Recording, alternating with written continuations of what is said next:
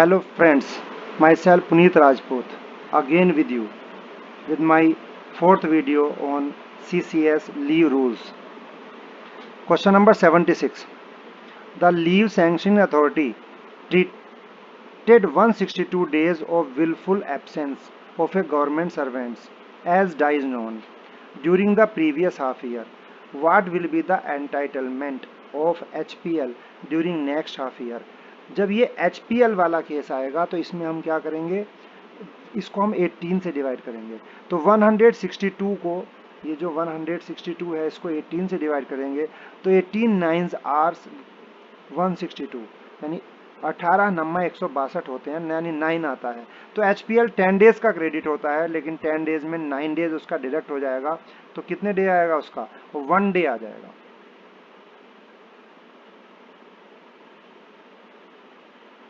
Question number 77. What is the maximum limit of availing HPL of a government servant during the entire service? जो HPL है वो कितनी हो जाएगी, उसकी कितनी वो ले सकता है? तो इसमें आता है नो लिमिट, कोई लिमिट नहीं होती, जितनी उसको HPL मिले वो सारी उसको अवेल कर सकता है। Next question 78. What will be the leave salary of an employee who avails HPL? जो HPL अवेल करता है तो उसको कितनी मिलेगी? तो ये हो जाता है 50%, क्योंकि HPL हाफ पे लीव, इसका नाम भी है हाफ पे लीव। तो जो अर्न लीव होती है उसका 50% उसको मिल जाता है। Question number 79. Under what grounds commuted leave can be granted to a government servant? तो medical grounds with medical certificate. Commuted leave जो है किस पर ग्रांट हो सकती है? तो वो हो सकती है medical grounds on medical certificate. Question number 80. What is the maximum limit of availing commuted leave during the entire service of a government servant? In such leave is utilized for an approved course of study. अगर approved course of study के लिए जाता है तो जो commuted leave है वो कितनी वो स्टडी के साथ कंबाइन हो सकती हैं? तो ये 90 हो सकती है, यानी 3 मंथ्स की होती हैं, तो कितनी हो जाएगी? 90 डेज हो जाएगी। Question number 81.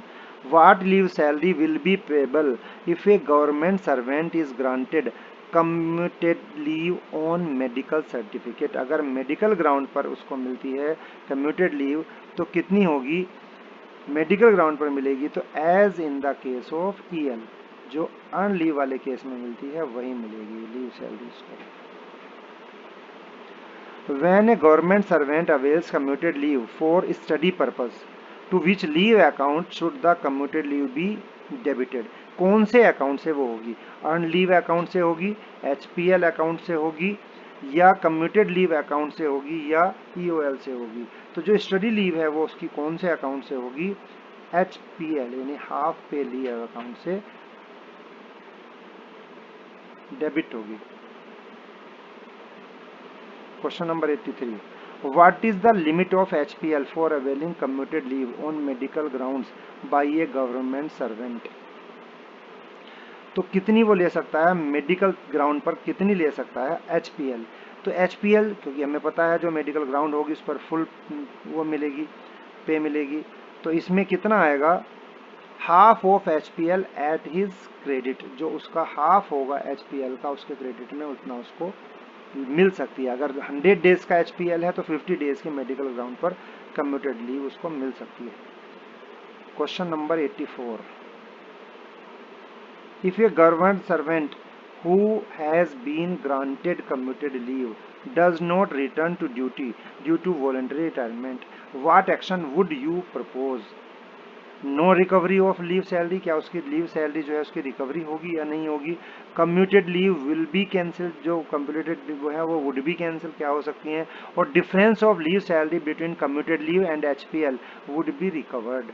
तो यही ऑप्शन जो है इसका C वो बिल्कुल एग्जैक्ट सही हो जाएगा, यानी जो डिफरेंस है वो उसका रिकवर किया जाएगा। नेक्स्ट क्वेश्चन 85 है. What is the maximum number of days of commuted leave that can be granted to a female employee without medical certificate in continuation of her maternity leave? तो maternity leave के उसमें कितना हो सकता है? तो उसको 60 डेज यानी मैटरनिटी लीव के साथ जो है, जो कम्यूटेड लीव है वो 2 मंथ्स की यानी 60 डेज की उसके साथ अवेल कर सकते हैं।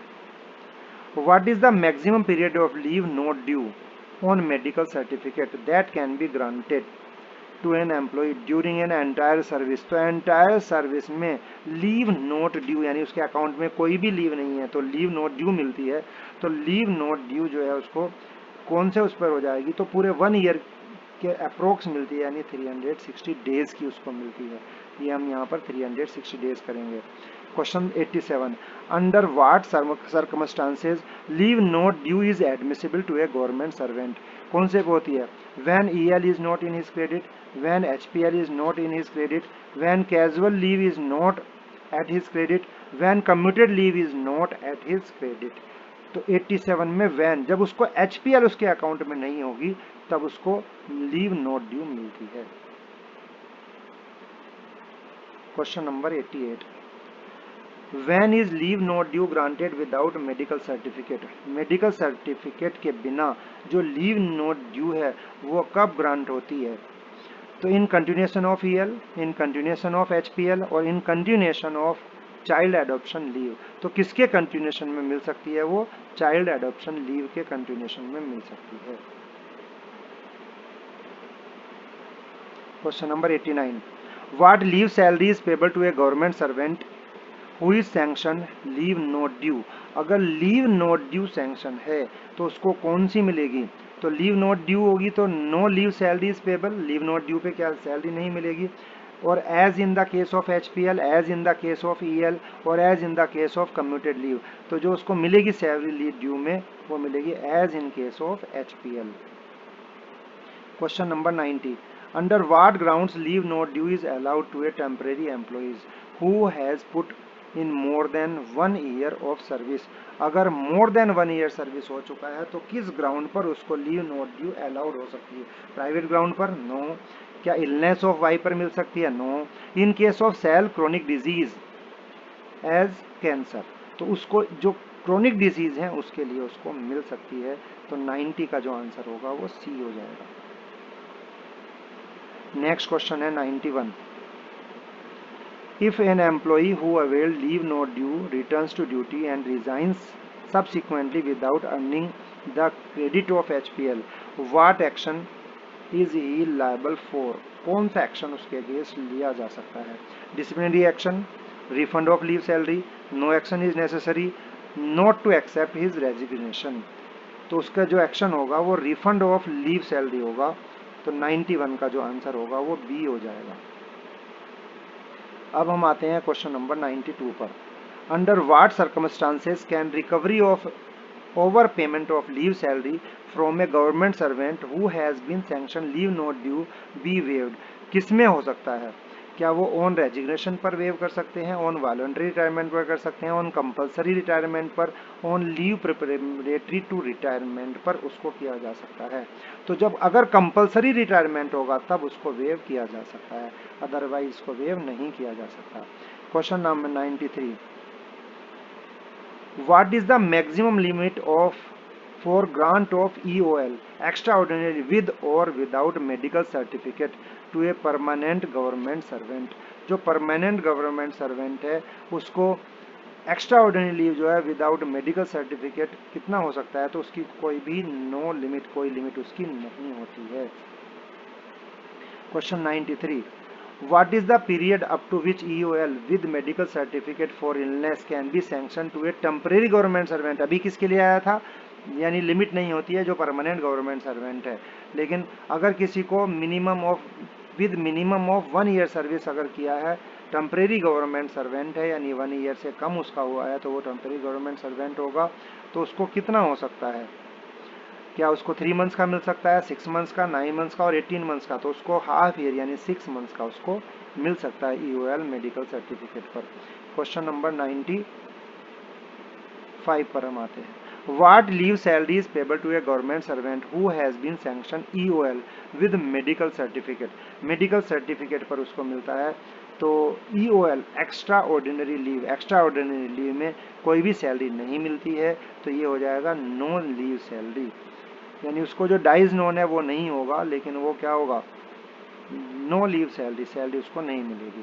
Question number 96, who is empowered to grant relaxation of EOL under provisions for sub rule 2 of Rule 32 in the case of SC/ST employee for attending pre-examination training course at centers notified by government। तो immediate superior होता है, head of office होता है, या head of department, या president होता है। तो इसमें जो हेड ऑफ डिपार्टमेंट है ये आ जाएगा, हेड ऑफ डिपार्टमेंट उसको कर सकता है। If 2 spells of EL is intervened by leave of another kind, यानी हमने एक स्पेल लिया EOL का, दूसरा स्पेल और लिया हमने EOL का, और उनके बीच में हमने कोई और लीव ले रखी है, यानी हम रेगुलर हमने सर्विस ज्वाइन नहीं की है, तो treated for the purpose of maximum limit, maximum limit के पर्पज के लिए कौन सा होगा, तो 2 स्पेल्स काउंट होंगे, नो डिफरेंट स्पेल्स होंगे, नो 1 कंटिन्यूस स्पेल, ये क्या होगा, एक 1 कंटिन्यूस स्पेल काउंट होगा। नेक्स्ट क्वेश्चन है 98, if the service of a probationary is proposed to be terminated, can any leave be sanctioned or extended? If yes, to what extent? Yes, should not extend beyond the probationary period, जो probationary period है उसके आगे उसको extend नहीं कर सकते हैं। तो 98 का जो है ये ए आंसर ही हो जाएगा। नेक्स्ट हम आते हैं 99 पर।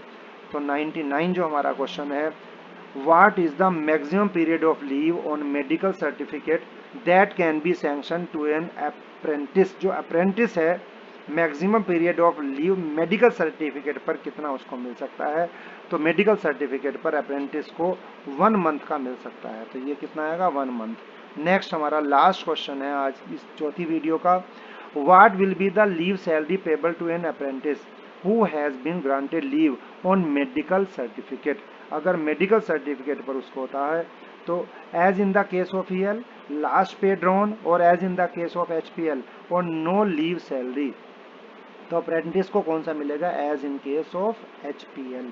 तो ये हमारा आंसर आ जाएगा।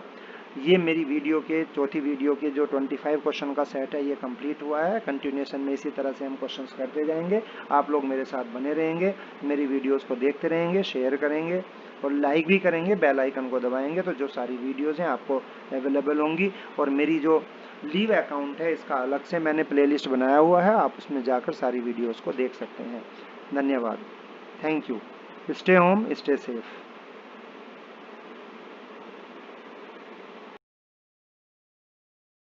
उम्मीद है आपको मेरी ये वीडियो पसंद आई होगी। इसमें जो क्वेश्चन दिए गए हैं बहुत ही बेनिफिशियल हैं, आप लोग अपने कंपटीशन की तैयारी कर सकते हैं। साथ में जो 2 वीडियो दी गई हैं इनमें से आप किसी एक को टच करके उसको भी देख सकते हैं। आप मेरी वीडियोस को देखते रहिए, चैनल को सब्सक्राइब कीजिए, अपने फ्रेंड्स को शेयर कीजिए, लाइक कीजिए, बेल आइकन को दबाइए ताकि नोटिफिकेशन आपको मिल सके। धन्यवाद।